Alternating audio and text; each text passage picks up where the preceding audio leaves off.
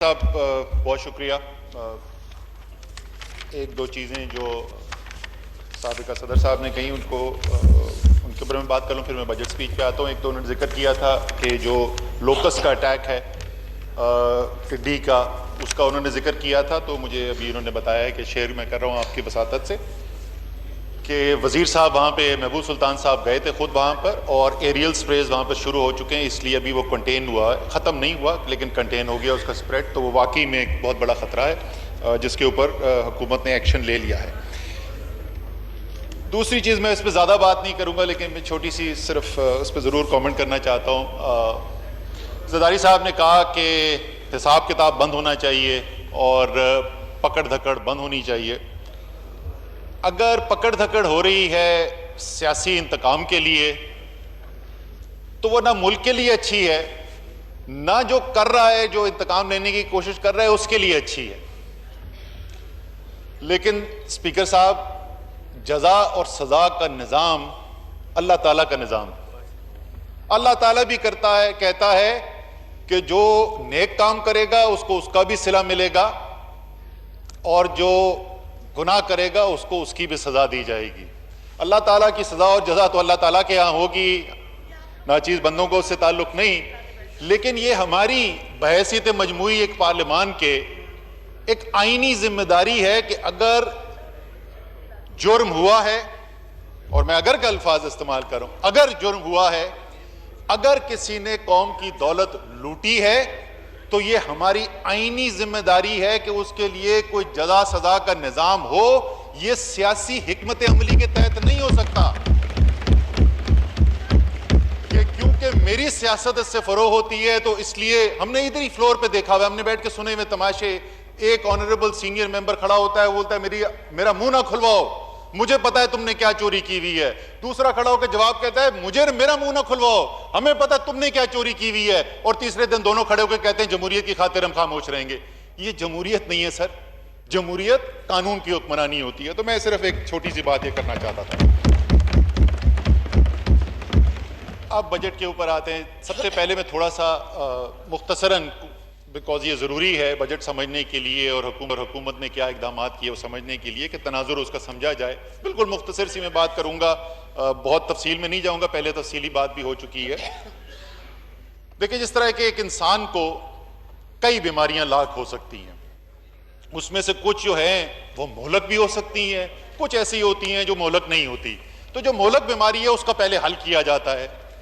मईशत भी ऐसी है, मईशत को भी मुख्तलिफ बीमारियां लग सकती हैं, और इस वक्त भी जो है एक सूरत हाल ऐसी है कि कई मसाइल हैं मईशत के अंदर, पिछले 30 साल से चले आ रहे हैं, बढ़ते चले गए हैं। लेकिन एक मोहलक बीमारी थी जो इस मईशत को लाग थी जिस वक्त हमने तहरीक इंसाफ की हुकूमत बनी, और वो बीमारी जो है वो बैरूनी खसारा था हमारा। मुझे भी यहाँ सलीम मांडवी वाला नजर आए थे बैठे हुए। सलीम मांडवी वाला वजीर खजाना जिस वक्त थे ना जी, जिस वक्त वो छोड़ के गए, आखिरी साल था उनका, ज़रदारी साहब सदर थे, राजा परवेज अशरफ वजीर आजम थे, तो पूरे साल के अंदर $2.5 अरब का करंट अकाउंट का खसारा हुआ, पूरे साल के अंदर $2.5 अरब का। और जिस वक्त हमें हुकूमत मिली तो उससे पहले 3 माह में औसत खसारा जो है वो $2.035 अरब माहाना चल रहा था। ये मोहलिक बीमारी थी। स्टेट बैंक ऑफ पाकिस्तान एलसीआं बंद कर रहा था, लोगों की रिमिटेंसेस रोकी जा रही थी बिकॉज पैसे नहीं थे। ये पहले भी मैं बता चुका हूं, जो स्टेट बैंक को ज़खायर थे और जो स्टेट बैंक ने कलील मुद्दत के उसके अगेंस्ट कर्जे लिए हुए थे, जो स्वैप्स रन किए हुए थे, फॉरवर्ड्स किए हुए थे, अगर मैं उनको नेट निकाल लूं जो कुल बचता था वो उस वक्त जो जारी खसारा था उसके 20 दिन के बराबर था। 20 दिन। ये मोहलक बीमारी हमें छोड़ के गए थे मुस्लिम लीग नून की हुकूमत वाले। उस बीमारी के इलाज का सिर्फ 2 ही तरीके होते हैं। सादा सी बात है, मैं टेक्निकल डिटेल में नहीं जाऊंगा। क्यों है जी? तलब ज्यादा है, रसद कम है, और जो उनका फर्क है वो दरामदाद जो हो रही है उसे पूरा किया जा रहा है। या आपने तलब कम करनी है या रसद बढ़ानी है। आपने कम वक्त के अंदर फौरी तौर के ऊपर सिर्फ तलब कम की जा सकती है, रसद बढ़ाने में टाइम लगता है।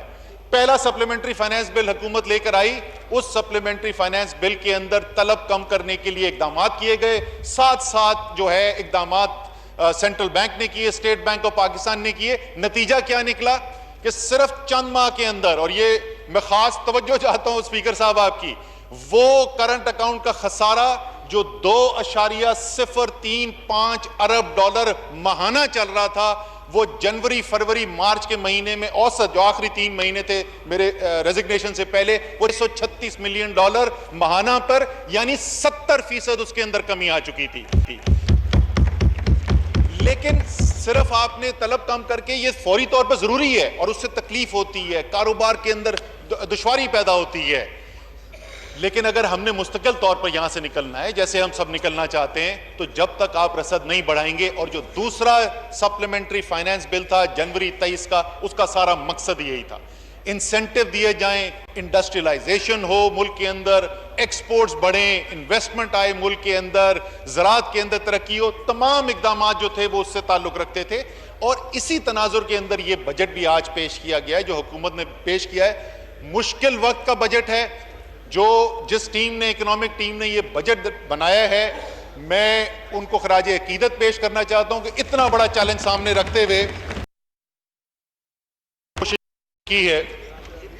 कुछ तजावीज़ मैं इसके अंदर देना चाहता हूं, और ये तजावीज़ जो हैं, वो जो बुनियादी उसूल मैंने आपसे पहले बात की थी कि आपने तलब तो कम करनी है, लेकिन साथ साथ रसद बढ़ाना भी बहुत ज़रूरी है। और सबसे अहम चीज़ ये है कि जब ये हो रहा हो, जब इस मुश्किल वक्त से गुजर रहे हों, तो हम पूरी कोशिश ये करें कि जो मुल्क का वो तबका जिसके पास सबसे कम सकत है इस बोझ को बर्दाश्त करने की, उसको जितना बचाया जा सके बचाया जाए। और मैं यहाँ तक जाऊँगा कि जो गरीब तरीन है उसके लिए तो करना ही है, उसके लिए तो इकदामात लेने ही हैं, लेकिन इन मुश्किल हालात के अंदर आज जो सफ़ेद पोश है, जो मुतवस्सित तबका है, उसके ऊपर भी हमने कोशिश करनी है कि कम से कम बोझ डाला जाए। इन्हीं बुनियादी उसूलों के ऊपर मैं आपसे कुछ गुजारिशात करूंगा। पहली चीज़ जी, हम देखते हैं बिजनेस के पॉइंट ऑफ व्यू से, जो सारी कोशिश है, जब तक आप अपनी एक्सपोर्ट्स नहीं बढ़ाएंगे, जब तक आपकी दारोमदार बैरूनी कर्जों से खत्म नहीं होगा, और एक ही तरीका उसको खत्म करने का कि बाहर से जो आमदनी आ रही है हमारे पास वो बढ़े, जब तक आप उसको नहीं बढ़ाएंगे, आप ये बैनुल अक़वामी ताकतों के ऊपर जो आपका इन्हिसार है ये खत्म नहीं हो सकता। इसके अंदर बड़ी पेशरफ्त हुई है, सस्ती बिजली दी गई, सस्ती गैस दी गई, उनकी लिक्विडिटी के प्रॉब्लम सॉल्व करने की कोशिशें की गई।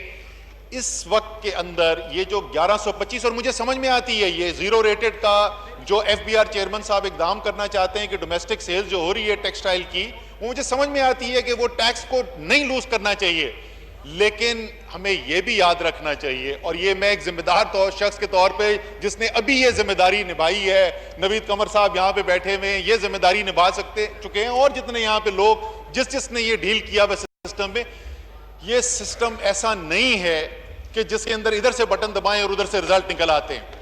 तो इसलिए हमें इसके अंदर इधर से बटन दबाएं और उधर से रिजल्ट निकल आते हैं।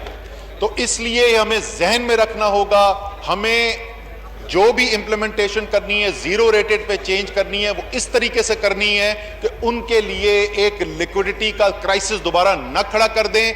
क्योंकि अगर जो एतमाद बड़ी मुश्किल से, जो 5 साल की गलत मुस्लिम लीग नून की पॉलिसियों से जिस एतमाद को बुरी तरीके से ठेला उठाएं कि वो एतमाद फिर टूट जाए, क्योंकि एतमाद टूट गया तो फिर उसको वापस आते हुए 2 से 3 साल लगेंगे। तो पहली तो मेरी ये रिकमेंडेशन है, मैं तफसील टेक्निकल डिटेल में नहीं जाना चाहता, जो इकोनॉमिक टीम है वो इसको बेहतर दे सकती है। 2 और तरीके चीज़ें जो हैं जिस पे मैं कमेंट करना चाहता हूँ, एक कम से कम टैक्स जो है, टर्नओवर टैक्स जो है, उसमें इजाफा कर दिया गया, 1.25 से 1.5% कर दिया गया है। अगेन टैक्स की कमी है, कहीं ना से लेना है, लेकिन मेरी दरख्वास्त ये है कि कम से कम जो नई इन्वेस्टमेंट, हम चाहते हैं नई इन्वेस्टमेंट, जब तक नई इन्वेस्टमेंट नहीं आएगी, कैपेसिटी नहीं लगेगी, तो हम इस दलदल से कैसे निकलेंगे। तो जो नई इन्वेस्टमेंट ला रहा है उसको कम से कम पहले 5 साल के अंदर इस मिनिमम टैक्स से मुस्तस्ना करना चाहिए, ताकि ज्यादा से ज्यादा सरमायाकारी आ सके। और इसी तरीके से टैक्स क्रेडिट है BMRE के ऊपर, उसको ख़त्म किया जा रहा है। मेरे ख्याल में तो उसको रिस्टोर होना चाहिए। जो एग्जिस्टिंग है वो एक्सपेंशन में जाना चाहते हैं, वो नई सरमायाकारी करना चाहते हैं, हमें उसको इनकरेज करना चाहिए। ज़राअत के ऊपर जी एक चीज़ जो है वो बड़ी ज़रूरी है, खादों की कीमतें बड़ी तेज़ी से बढ़ी हैं, इसका पहले भी हमने जिक्र किया है। और एक वजह जो इस वक्त सूरत हाल पैदा हुई हुई है कि वो GIDC लगा हुआ भी है, कोर्ट में स्टे ऑर्डर्स पे है, वो हुकूमत को पैसा मिल भी नहीं रहा, और जो खाद की कंपनी है वो किसानों से लेते चले जा रहे हैं। इस वक्त जो टोटल जीआईडीसी है वो तकरीबन 400 रुपए बोरी के बराबर है। 400 रुपए बोरी यूरिया की मैं बात कर रहा हूं, ये बहुत बड़ी रकम है। तो मेरी दरखास्त ये है कि या तो फौरी तौर पर फैसला करके आप जीआईडीसी को खत्म कर दें और ये 400 रुपए बोरी की कीमत कम करवाएं, या वो जो ले रहे हैं उनसे पैसा वापस रिकवर किया जाए। किसान मुश्किल के अंदर है, किसान की हम जितनी मदद कर सकते हैं, और ये तो हमारी जेब से नहीं जा रहा, ये तो खाद की कंपनियों की जेब के अंदर जा रहा है पैसा। इसी तरीके से जैसे पहले मैंने जिक्र किया स्पीकर साहब कि जो मुतवस्सित तबका है, गरीब को भी प्रोटेक्ट करना है, जो मुतवस्सित तबका है उसका भी हमने करना है। कुछ इकदाम हैं इसके अंदर, मेरे ख्याल में इसके ऊपर नजरसानी की जरूरत है। चीनी, उसके ऊपर टैक्स बढ़ा दिया गया है, पहली तेजी से चीनी की कीमत में इजाफा हुआ है, मेरे ख्याल में उसके ऊपर भी इन्वेस्टिगेशन करनी चाहिए। मुझे पता है, अपने तजुर्बे से मुझे पता है कि यकीनन जो ईसीसी की मीटिंग्स होंगी, काबीना की मीटिंग होंगी, शेख रशीद ने जरूर ये, और किसी ने उठाया ना हो, शेख रशीद ने जरूर ये मामला चीनी की जो कीमतें बढ़ी हैं उसका उठाया होगा। लेकिन उसके ऊपर जब पहले कीमतें बढ़ रही हैं, इसके अंदर टैक्स का इजाफा करना मेरे ख्याल में मुनासिब बात नहीं है। ये एक आम आदमी की चीज है। और ये भी मैं बताऊं, ये भी मैंने शेख रशीद से ही सुना पहली दफा कि हम तो चीनी लेते हैं कि मीठी चीजें खाएंगे और उससे मजा आएगा, हमारा खाना मजेदार होगा, लेकिन ये उसकी जो खुराक है, उसको जो तवानाई चाहिए, ये उसका भी एक हिस्सा है। वो चीनी, जैसे हमेशा कहते हैं, मेरियट वाले सब कहते हैं मेरी चाय में चीनी ना डालना, लेकिन गरीब के होटल के ऊपर जब वो बैठता है तो कहता है 4 चम्मच चीनी डालना, क्योंकि वो उसकी तवानाई का हिस्सा है। तो एक तो ये चीनी के ऊपर मेरे ख्याल में टैक्स जो है ये मुनासिब नहीं है जो बढ़ाया गया है, इसको वापस करना चाहिए। और तहकीकात भी करनी चाहिए कि ये तेजी से चीनी की कीमतें क्यों बढ़ रही हैं, इसके ऊपर भी तहकीक करनी चाहिए। अल्हम्दुलिल्लाह यहाँ पे इस हॉल के अंदर जितने भी लोग रिप्रेजेंटेड हैं, सभी के नुमाइंदगान हैं। आज सिर्फ हॉल वाले ही आपस में बैठ जाएं तो मेरे ख्याल में कुछ हल निकल आएगा। इसी तरीके से खाने की पकाने का जो तेल है, खुर्दनी तेल और घी की कीमतों के ऊपर जो टैक्स लगाया गया है, मेरे ख्याल में वो भी मुनासिब नहीं है। और ये चीनी और खुर्दनी तेल, घी के जो ऊपर टैक्स लगाए गए, इसकी आप टोटल मद आप उठा के देख लें तो वो ना होने के बराबर है, वो कुछ भी रकम नहीं बनती है। तो मेरी रिक्वेस्ट है हफीज शेख साहब से कि जब वाइंडिंग अप करें तो इसके अंदर जो है जरूर इसको रिकंसिडर करें।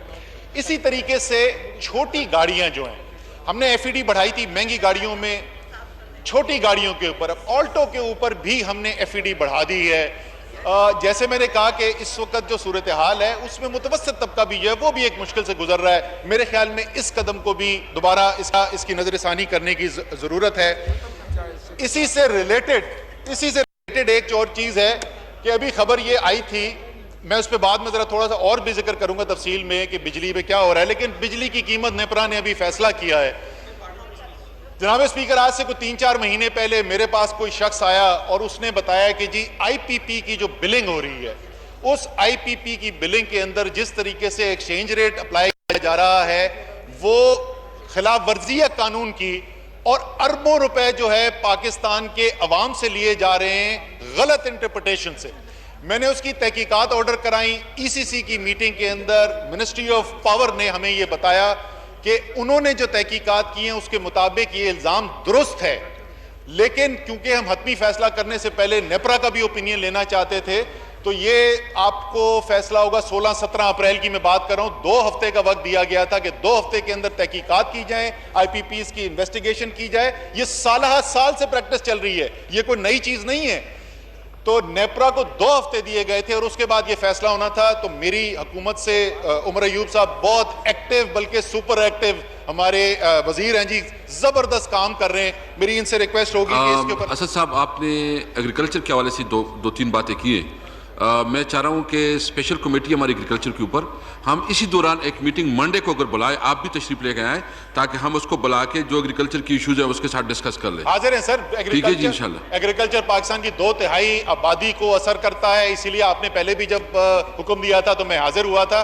और बिल्कुल हमें पूरी कोशिश करनी चाहिए एग्रीकल्चर को मजबूत करने के लिए। उसके बगैर सबसे जल्दी तरीका इस मुल्क के अंदर बरामदात बढ़ाने का, डेफिसिट कम करने का है ये कि एग्रीकल्चर को उठाया जाए। बिल्कुल दुरुस्त आप बात कर रहे हैं। तीसरा हिस्सा जी बजट के रिलेटेड, और उसके बाद मैं सिर्फ एक और आखिरी बात करूंगा, वो ये है कि हमें कुछ और इकदाम करने की जरूरत है इस मुल्क के मेहनत कशों के लिए। हम इंडस्ट्री की बात करते हैं, सरमायाकार की बात करते हैं, और मैं ये भी कहूंगा स्पीकर साहब कि ये जो ताकतवर तबका है ना, इसकी नुमाइंदगी तो हमें अल्हम्दुलिल्लाह हर जगह नजर आती है, चाहे कोई हुकूमत हो, वो फौजी हुकूमत हो, वो सिविलियन हुकूमत हो, आपको वो बड़े बड़े ऐवानों के अंदर भी नजर आते हैं, वो उनका नुक्ते नजर भी हमें सुनने को मिल जाता है। लेकिन जब हम फैसले कर रहे होते हैं तो हमें वहां पे कोई मजदूर नहीं नजर आता, हमें वहां पे कोई किसान नहीं नजर आता, तो उनकी बात करना बहुत जरूरी है। और क्योंकि वजीर आजम ने बार बार कहा है कि इसी तबके को ताकतवर करने के लिए वो जद्दोजहद कर रहे हैं, एहसास प्रोग्राम लेकर आए हैं, उस प्रोग्राम के जरिए ज्यादा वसाइल दिए जा रहे हैं, इसलिए मैं कुछ तजावीज देना चाहता हूं कि बराह रास्त वो तबका जो मेहनत कश है, जो मजदूर है, जिससे मईशत का पहिया चल रहा है, उसके लिए कुछ और हमें बेहतरी करने की जरूरत है। सप्लीमेंट्री फाइनेंस बिल सितंबर का जो था जी, उसके अंदर हमने 10% जो है EOBI के मद के अंदर जो पेंशन मिलती है उसमें इजाफा किया था, और फिर जो मिनिस्ट्री है उसने भी EOBI ने 10% अपना इजाफा किया था, तो 20% इजाफा हुआ था। लेकिन जिस तरीके से अफरात-ए-ज़र चल रही है और स्टेट बैंक की रिपोर्ट आई है अगले साल की अफरात-ए-ज़र के बारे में, मेरी दरख्वास्त है कि इस बजट के अंदर भी कम से कम 10 से 15%, और वो कुछ भी नहीं है, वो 5,250 रुपए महीना होती थी पेंशन, उसको बढ़ा के हमने 6,500 रुपए किया है। तो मेरी रिक्वेस्ट है कि उसको बढ़ाकर भी दोबारा हम जो है 10 से 15% कम से कम और बढ़ाएं। इसी तरीके से EOBI के लिए और सोशल सिक्योरिटी के जो रजिस्ट्रेशन है, जो करोड़ों हमारे मेहनत कश हैं जो मेहनत कर रहे हैं, उनमें से ज्यादातर जो हैं वो आज भी रजिस्टर्ड नहीं है। तो मेरी बड़ी सादा सी तजवीज़ है कि वही इदारा जो है, जब वो FBR के अंदर अपने टैक्स रिटर्न जमा कराता है तो वो कहता है मैंने तनख्वाहें जो है 5,000 बंदों की दी। जब उसका डेटाबेस चेक करें EOBI का और सोशल सिक्योरिटी का, तो पता चलता है कि वहां पर तो सिर्फ जो है वो 600 लोग काम कर रहे हैं। तो ये सारा अदादो शुमार मौजूद है, इनकी रिकन्सिलिएशन कराई जाए और ये इंश्योर कराया जाए कि जितने भी मेहनत कश हैं, उन मेहनत कश जो आज एलिजिबल हैं EOBI के लिए, सोशल रजिस्ट्रेशन के लिए, उन सब की सोशल रजिस्ट्रेशन की जाए। और इसके अलावा जो खास तौर पे डोमेस्टिक वर्कर, घर में काम करने वाले लोग हैं, उनके लिए जो है कानून बदल दिया गया है, लेकिन मुश्किल से कोई रजिस्ट्रेशन हुई है, बाकायदा मुहिम चलाई जाए ताकि उन सबको भी रजिस्टर किया जा सके। और इसी सिलसिले के अंदर एक खास लोग जिनके ऊपर बहुत बड़ा जुल्म होता है इस मुल्क के अंदर, वहां पे भी पहले कोशिश की गई थी, कोई खास कामयाबी हासिल नहीं हुई, वो है भट्टा मजदूर। इस भट्टा मजदूरों के साथ बहुत बड़ा जुल्म हो रहा है जी। खुसूसी मेरी खास है कि एक ड्राइव की जाए, एक रजिस्ट्रेशन की भट्टा मजदूरों मेरा की। ख्याल में असद साहब, अगर आप कोई बिल लेके आए इसकी, खासकर भट्टा मजदूर के, इंशाल्लाह हम इसे यहाँ फैसिलिटेट कर लेंगे, तो आप काइंडली इस पे कर दे। और दूसरी बात जो आपने कहा, वो जो घरों में काम करते हैं, इसके लिए बिल ऑलरेडी स्टैंडिंग कमेटी में जा चुका है, और मैं अपने सेक्रेटरीट को कहता हूँ कि उसको ट्रैक पे रखें। बिल्कुल ठीक। और स्पीकर साहब, अगर आप मुझे कहने की इजाजत दें, मुझे दिल से खुशी हो रही है कि स्पीकर की कुर्सी में एक ऐसा आदमी बैठा हुआ है जो अवाम दोस्त है, जो अवाम के मसलों के बारे में सोच रहा है। आखिरी चीज मजदूरों से रिलेटेड जो है जी, हाउसिंग प्रोग्राम, वजीर आजम का एक बहुत बड़ा हाउसिंग प्रोग्राम बन रहा है, इंशाल्लाह ताला उसके अंदर कामयाबी हासिल होगी। हमने सितंबर के बजट में भी वर्कर बोर्ड्स के जो है 8,300 घर थे जो रुके हुए थे, पुराने सैंक्शन किए हुए, क्योंकि पैसे नहीं थे, उसके लिए हमने कहा था पैसे फौरी तौर पर रिलीज करेंगे और 10,000 नए घर बनाएंगे। वो उसकी प्रोग्रेस पता नहीं कहां तक पहुंचा है, उसकी भी कभी मिल जाएगी। लेकिन मेरी ये दरखास्त है कि अगले 4 साल हर साल 50,000 घर जो है मजदूरों के लिए बनाए जाएं। ये मजदूरों की मेहनत से पैसे जमा हुए, अरबों रुपए फाइनेंस मिनिस्ट्री खा के बैठी भी है, उसी पैसे को इस्तेमाल करें और हर साल 50,000, और पहले जो 50,000 घर का है इसी बजट में ऐलान करें वजीर खजाना साहब, मुशीर खजाना, ताकि उनके छत मिल सके उनके घर में। अब मैं आखिरी हिस्से पे आता हूँ। मैंने इस ऐवान के अंदर जी ये वादा किया था जिस वक्त IMF की मुज़ाकरात चल रहे थे, तो मुझसे लोग पूछते थे, ऐवान में भी लोग पूछते थे कि अच्छा ये बताएं कि जी कहाँ पे हैं, और मैंने ये कहा था कि देखिए ये मुनासिब नहीं है कि जिस वक्त बातचीत चल रही हो, जिस वक्त मुज़ाकरात चल रहे हों, तो उस मुज़ाकरात के दौरान जो है आप तफसीलात बताएं। लेकिन अब क्योंकि वायदा हो चुका है, उसकी डिटेल्स टेक्निकल एग्रीमेंट जो है वो तो 3 जुलाई को अप्रूव हो जाएगा, लेकिन उसके फैसले आपने देख लिए। तो मैंने कहा कि आज वो जिम्मेदारी जो थी, मैंने वादा जो किया था वो मैं पूरा कर देता हूं। 5 बड़ी बड़ी चीजें थी स्पीकर साहब, और ये मैं उस तनाजर में बता रहा हूं कि बड़ा तूफान खड़ा हुआ। वो और बात है कि वो अपोजिशन जो पहले कहती थी ये कंफ्यूज्ड हैं, इनको समझ में नहीं आ रही क्या करें, ये फैसला नहीं कर रहे हैं, IMF एग्रीमेंट क्यों नहीं होता है। वो जिस दिन एग्रीमेंट साइन हुआ उन्होंने अगले दिन कहा भेज दिया मुल्क को, IMF के हाथों भेज दिया वो। लेकिन उनको छोड़े, बड़े लोगों की, बड़े मैं सुनता हूं अफलातून टीवी पे बैठे हुए होते हैं और वो बोलते जी हमें फौरी तौर पे कर देना चाहिए था। ये पेट भरे हुए लोगों की बातें हैं, जिनकी अरबों की जायदादें हों और खास तौर पे जिनकी अरबों की जायदादें मुल्क से बाहर हों, उनको किस बात की फिक्र है। पाकिस्तान का वजीर खजाना और ये पार्लियामान चंद हजार अमीर लोगों की, उन स्टॉक ब्रोकर्स के लिए बड़ी अच्छी बात है, वो भी इस मुल्क का हिस्सा है, मैं उनके खिलाफ नहीं हूं, लेकिन आप फैसले जो है अरबपति स्टॉक ब्रोकर्स के लिए नहीं सिर्फ करते हैं, आपकी जिम्मेदारी 21 करोड़ अवाम के लिए होती है। उस 21 करोड़ अवाम के साथ क्या होने जा रहा था और इस मुल्क की मईशत के साथ क्या होने जा रहा था, क्यों हम उनके सामने खड़े हुए थे, और ये भी बताएंगे कि फिर उधर से लेके किधर आए, उस जो जिद्दोजहद की, जो उनके सामने जंग लड़ी, उसका नतीजा क्या निकला, वो भी आपको बताते हैं। 5 बड़ी चीजें जी, बिजली की कीमत, गैस की कीमत, टैक्स कितना लगेगा, policy rate state bank of Pakistan का कहां जाएगा, और रुपए की कदर जो है उसको किस तरीके से संभाला जाएगा। ये 5 बड़ी चीजें थी जिनके ऊपर बातचीत चल रही थी। मैं एक एक की आपको जिक्र कर देता हूं जी। सबसे पहला एक्सचेंज रेट से शुरू करते हैं। मुझे बड़ी खुशी हुई, कल या परसों हो रहा था कायमा कमेटी का इजलास, स्टेट बैंक के गवर्नर वहां पे आए हुए थे, मुझे बड़ी खुशी हुई, उन्होंने 2 टोक अल्फाज में कहा कि पाकिस्तान जैसे मुल्क के अंदर फ्री फ्लोट नहीं होना चाहिए, यह पाकिस्तान के लिए ठीक नहीं है। यही हमारी जंग थी। वो कहते थे फ्री फ्लोट करो, हम कहते थे एक्सचेंज रेट बिल्कुल फ्लेक्सिबल होना चाहिए, मार्केट बेस्ड होना चाहिए, मसनूई तौर पर दबाना जो है ठीक नहीं है, लेकिन इसको छोड़ दें मार्केट के ऊपर, जहां छोटे सा एक ग्रोह बैठे और वो स्पेकुलेशन करके, कयासराई करके रुपए को प्रेशर में लाए और सारे पाकिस्तानियों के लिए, 21 करोड़ पाकिस्तानियों के लिए अफरात ज़र पैदा हो जाए, हमारी इंडस्ट्री तबाह होनी शुरू हो जाए, ये किसी तरीके से मईशत के उसूलों के मुताबिक नहीं है। बहुत खुशी हुई, जैसे मैंने कहा, स्टेट बैंक गवर्नर ने ना सिर्फ कंफर्म किया कि हम फ्लेक्सिबल एक्सचेंज रेट के ऊपर जा रहे हैं, फ्री फ्लोट पे नहीं जा रहे, और वो फ्री फ्लोट पाकिस्तान के हक में नहीं था। दूसरी चीज, बिजली की कीमतें, जो पोजीशन वो लेते थे उसका तर्जुमा अगर हम करें कि हमने कैलकुलेशन की कि जो ये कह रहे हैं अगर हम मान जाएं तो उमर अयूब साहब को कितनी बिजली की कीमत बढ़ानी पड़ेगी। ये पिछले साल जो बिजली की कीमत बढ़ चुकी थी, ये उसके ऊपर की बात हो रही है, तो ये 50% का इजाफा बन, 50% बिजली की कीमत में। अभी जो नेपरा की डिटर्मिनेशन आई है 1 रुपए 49 पैसे की, वो 11% इजाफा है, और इसके बाद शायद इनको इस माली साल के अंदर 3 से 4% की और एडजस्टमेंट करनी पड़े, यानी 50% जो मांगा जा रहा था वहां से 13, 14, 15% के ऊपर लेके आया गया। अगर 35% बिजली की कीमत का असर एक आम आदमी की जिंदगी पे कैसे पड़ता है, अगर किसी को समझ में नहीं आती कि इसके लिए 4 महीने जंग करने की क्या जरूरत थी, तो मेरे पास उसके लिए अल्फाज नहीं है। गैस की कीमत, आपने देखा इस सर्दी के अंदर कितनी मुश्किलात पैदा हुई, गैस की कीमत बढ़ाई गई थी। गैस की कीमत के ऊपर वो कहते थे जनाब आज से जितना खसारा ये मुस्लिम लीग नून की हुकूमत छोड़ के गई है ये भी खत्म करो, और पीछे जो खसारा खड़े करके गए वो भी रिकवर करो। यानी जो कीमत बनती थी गैस की कीमत में इजाफे की, वो 94% थी। स्पीकर साहब, 94% इजाफा। अभी अगले 2-3 दिन में अनाउंसमेंट आ जाएगी, मैंने बिजली इसलिए बता दिया कि बिजली की अनाउंसमेंट पब्लिक हो चुकी है, गैस की अनाउंसमेंट आने वाली है, अगले 2-3 दिन में आ जाएगी।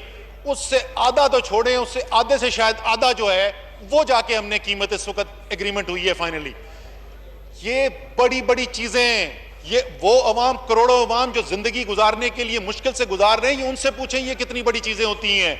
ये उनसे पूछे, उन सनतकारों से, छोटी सनत चलाने वालों से, उन छोटे किसानों से जिनकी जिंदगी गुजारना मुश्किल है, कि इस चीज के लिए 4 महीने जंग लड़ना जायज था या नहीं था। तीसरी चीज, पॉलिसी रेट। बिजनेसमैन जो हैं वो बड़े नाराज होते हैं, इंटरेस्ट रेट बढ़ जाता है। अभी 1.5% इंटरेस्ट रेट बढ़ा तो बड़ा लोगों ने नाराजगी का इजहार किया। उस वक्त 9% इंटरेस्ट रेट था। स्पीकर साहब वो कहते थे यकमुश्त pre condition before the IMF agreement is sign 6% शरह सूद में इजाफा कर दिया जाए, सीधा 9% से लेके जाएं 15% के ऊपर, और उसके बाद इसको जैसे जैसे अफराते ज़र बढ़ती जाए उससे और बढ़ाते चले जाएं। जो उस वक्त, और मैं उसकी भी जिक्र करूंगा, उनका एस्टिमेट था कि वो जो पॉलिसी हमें बता रहे थे उससे अफराते ज़र क्या होगा, ये शरह सूद जो है ये 22 और 23% पे पहुंचनी थी। आखिरी चीज जो है वो बजट और टैक्स के ऊपर 13.2% बजट का वो चाहते थे टैक्स लगे, 12.6% के ऊपर ये अभी बजट पेश किया गया है। इसके अंदर भी टैक्सेशन है, मुश्किल फैसले किए गए हैं, लेकिन 0.6% जीडीपी का मतलब हुआ 250 अरब रुपए के एक साल में टैक्स में फर्क। ये छोटी चीजें नहीं थी। ये क्यों मुमकिन हुई? हमें लोग ये कहते थे कि अगर आप देर करोगे तो और कंडीशन सख्त हो जाएंगी। ये इसलिए मुमकिन हुआ स्पीकर साहब कि जो मैंने पहले आपको बताया था, हम खामोश नहीं बैठे थे, हम फैसले कर रहे थे, उन फैसलों के नताइज नजर आ रहे थे। वो नताइज जब हम उनके साथ अक्टूबर नवंबर में बैठते थे तो वो मुस्लिम लीग नून जो हमारे लिए छोड़ के गई थी वो मईशत सामने रखते थे। वो ही कहते थे ये हालत है मईशत की आज तक पाकिस्तान की तारीख में। ये हम नहीं कहते थे, ये IMF कहता था आज तक पाकिस्तान की तारीख में इतने बुरे हालात नहीं हुए, इसलिए आपको बहुत सख्त इकदाम की जरूरत है। हम उनसे इत्तफाक करते थे, लेकिन हमारे ख्याल में उससे बेहतर तरीका था। वो रास्ता हमने अपनाया, उस रास्ते के नताइज उनको दिखाए। वो नताइज जब उन्होंने देखे तो उसके बाद उन्होंने शराइत बदली। हाँ, IMF का प्रोग्राम आज भी मुश्किल है। जिस दिन मैंने इस्तीफा दिया था उस दिन भी कहा था कि जो नई टीम आएगी उसको मुश्किल फैसले करेंगे, लेकिन ये प्रोग्राम उसका अशर अशीर भी नहीं है। जहां अक्टूबर और नवंबर के अंदर जहां हमें ये छोड़ के गए थे, जो आज लंबी लंबी तकरीरें करते हैं, अल्लाह ताला इनको और कुछ नहीं, हिदायत नहीं दे तो थोड़ी शर्म तो दे दे, कम से कम घर जाके चुप तो बैठ जाए। तहरीके इंसाफ, आखिर में मैं सिर्फ ये कहूंगा, मैं सम अप कर रहा हूं जी, वाइंड अप कर रहा हूं, आखिर में कहूंगा तहरीके इंसाफ ने जो जिद्दोजहद की है, वो जिद्दोजहद मुल्क के अंदर एक इंसाफ के निज़ाम के लिए की है, और माशी इंसाफ उसका एक बहुत बड़ा अहम हिस्सा है। उसके लिए हमें अगर जंग लड़नी पड़ी तो हम जंग भी लड़ते हैं। खुददार लोग हैं, 21 करोड़ अवाम के नुमाइंदे हैं, किसी छोटी मोटी कौम के लोग नहीं हैं, एक न्यूक्लियर पावर के लोग हैं। लोगों के सामने खड़े भी होंगे, मुश्किल फैसले भी करेंगे, और उन मुश्किल फैसलों की जो नताइज हैं वो भी अपने सीने पे गोली लेने के लिए तैयार हैं। इंशाअल्लाह ताला बेहतरी आएगी। मैं फिर कह रहा हूं, मुश्किल अभी भी हालात है, ये नहीं होने वाला, ये ना एक्सपेक्ट करना जहां पर छोड़ के गए थे कि 2 दिन के अंदर अच्छाई हो जाएगी। सिर्फ अगर एक काम करती रहे, और मुझे यकीन है कि ये काबीना के मेरे ऑनरेबल कॉलीग साथ बैठे हुए, इंशाअल्लाह ताला ये पहले भी ऐसे ही करते रहे, आइंदा भी करेंगे। अगर ये पाकिस्तान के अवाम के लिए खड़े रहेंगे, अगर ये पाकिस्तान के कमजोर के लिए खड़े रहेंगे, मजदूर के लिए खड़े रहेंगे, किसान के लिए खड़े रहेंगे, और पाकिस्तान की उस अशराफिया के खिलाफ खड़े रहेंगे जिसने इस मुल्क को लूटा है, जिसने इस मुल्क की पॉलिसी मेकिंग के ऊपर कब्जा किया है, इंशाअल्लाह ताला ये भी कामयाब होंगे, पाकिस्तान भी कामयाब होगा। यहाँ हमारे पास हमारे KP के असेंबली की स्पीकर साहब तशरीफ फरमा हैं। हम पूरे हाउस की तरफ से उसको वेलकम करते हैं, आपको वेलकम करते हैं। कैसर अहमद शेख साहब, जनाब कैसर अहमद शेख साहब प्लीज।